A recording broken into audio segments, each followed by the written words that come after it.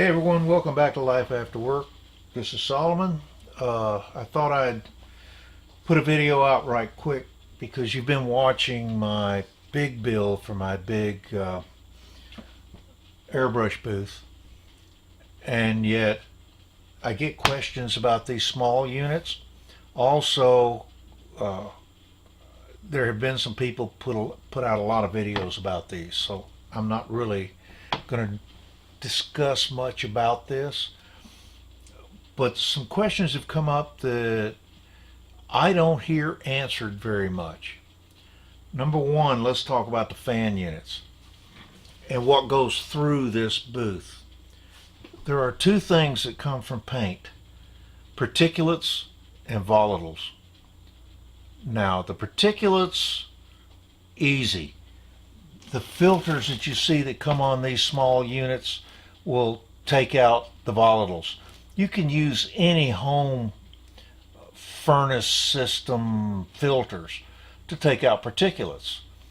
The main thing is the fan that pulls through has to be strong enough to pull everything into it. Number two, the volatiles.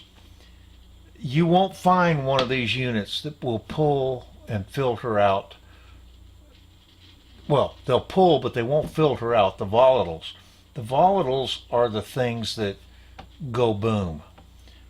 That's why you can't just go pick a fan. You can't. And I've seen a video here just recently on YouTube that uses a kitchen fan over a stove. They take it out of the unit and they put it in the back. I don't know. I really don't know if that's the correct thing to do. You have to look at the ratings on the fans. You need an explosion proof fan.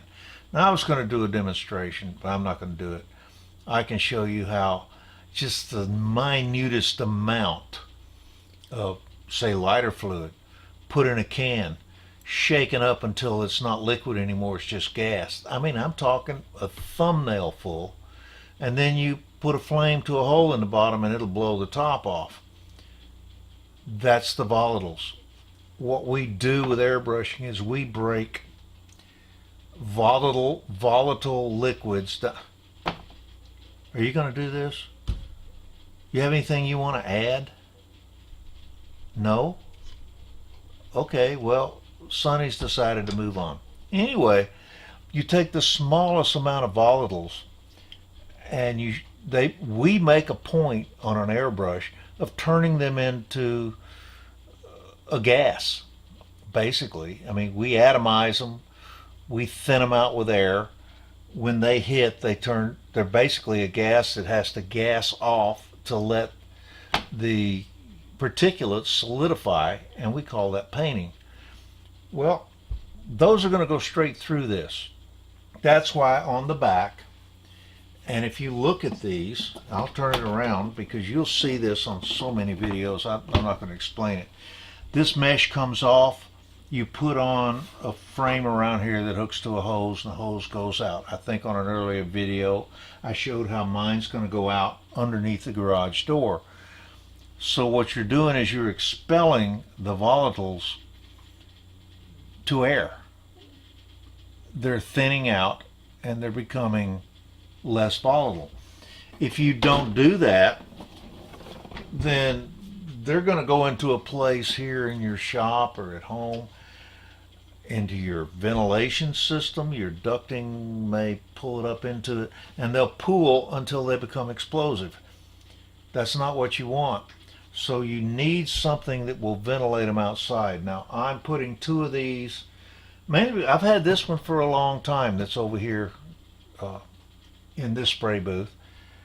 I bought another one, so I've spread the cost of these out over 5 years. Okay, it's not a big deal. And I thought I'd put the two together as advertised so that I would have a double wide, but I decided to build this bigger spray booth. And so far, I currently have $22 in it. It's not a big deal. Cut a hole. The front's open. These two will sit in the back. I'll cut another hole. They'll be halfway out of the box or more, or let's say halfway in it. And they will draw they'll draw from out here. These are good fans, but the filters are for the particulates. They're for the particulates. I just thought I heard Sonny crying. He's probably wanting supper. Anyway, so you know, this is for drawing out and filtering particulates, and I will probably take one of those home heating and air conditioning unit filters. They cost 98 cents in the US, and I'll put it across the back just to pick up the bulk of it. If Sonny, come here, buddy. If you're wanting to pick up, say, a rattle can and not wear out your Airbrush booth's multi-stage filters.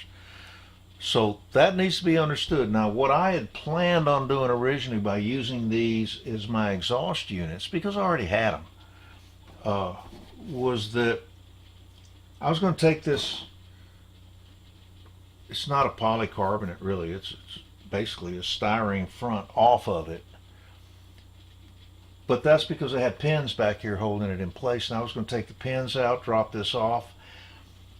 This entire unit could go up to the storage shed in my backyard until I needed it. But other than that, if I'm doing something small, I just put this front back on. Well, it turns out it's not that easy to get off. Truth is, they drive the pins in one way. They don't have a way to drive them out backwards. So that's probably not going to work. I'll probably have to cut these off. But I'm trying to figure out a way that I can reuse them if I need to. But that's all okay. The fact is, you don't need to even get one of these $20 bins. You can get a cardboard box. Stick one of these fans in the back and probably do a great job on big models in extracting the particulates. You'll just need a way to exhaust those explosive and hazardous gases and fumes. And basically, the fumes that you smell, those are the explosive gases as a rule. They don't have to be explosive, but the fumes, the only way to get rid of those, unless you have an extremely expensive system,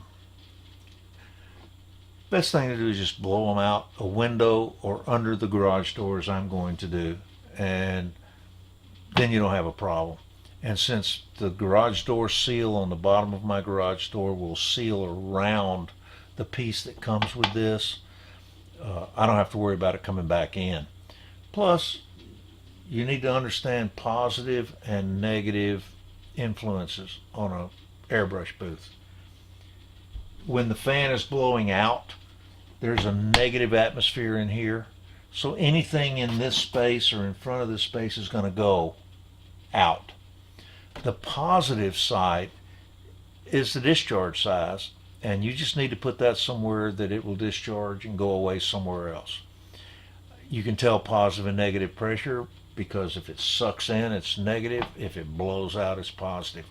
Pretty simple science. It's not even high school science. This is elementary school science. So now I've just got to figure out the most efficient way to get this cover off the front so that I might be able to use it, because ultimately I'll take my big booth up to the storage shed. I'll keep one of these folded up and in my cabinet down here so that if I need to do a small paint job on a small part, it's not a big deal. I don't know how that's going to work out right now. I do like everyone else does. I kind of figure it out as I go along. I'm not going to engineer this for anything more than that. But anyway, I thought I'd put this out, let everybody kind of see where my thinking is going on this. And believe me, it's coming out nicely. And I will show you one thing I've done. You'll see here on my, this one over here, what I end up with is this. I have put my edging around it, and that, I think I mentioned in the last video, it's just one of these plastic things you put around posters. Would work really well in a Posper 2. I wish they had them back when I was doing a lot of those, but I was using black electrical tape and just taping them up. But this is actually, now I don't have to worry about cutting myself on the plastic. It's very smooth all the way around. It's not a perfect fit, but I didn't really care. I just wanted to cover up that cut edge. I will now go around to the back side and I will cut out a space for these two to fit in. Will I take the handles off? I don't know yet. It depends on how much space I have on the back side. I may use this as a stop to push them into the back till they hit here. I'd like to leave them on in case I can figure out a way to put these the fronts back on them so that I can just carry them around. So, you know, I've got some thinking to do, but it's not a big deal and not a lot of money, and I'm not really spending much time. So thank you. I hope this helps some of you who were concerned or just had questions. But make sure if you build a scratch-built spray booth that you're using a brushless, non-spark producing fan. That's why I have these. You can go out and find them. They could cost you $200. But if you just go pull a fan off of anything, stick it in a spray booth, you may be asking for trouble. So make sure what you get is good. I halfway suspect that the exhaust fan over a stove may well be explosion proof, but check all the specs on it. And then you won't have any worries. No worries at all. So thank you for stopping in again, and hopefully this provides some help to some of you.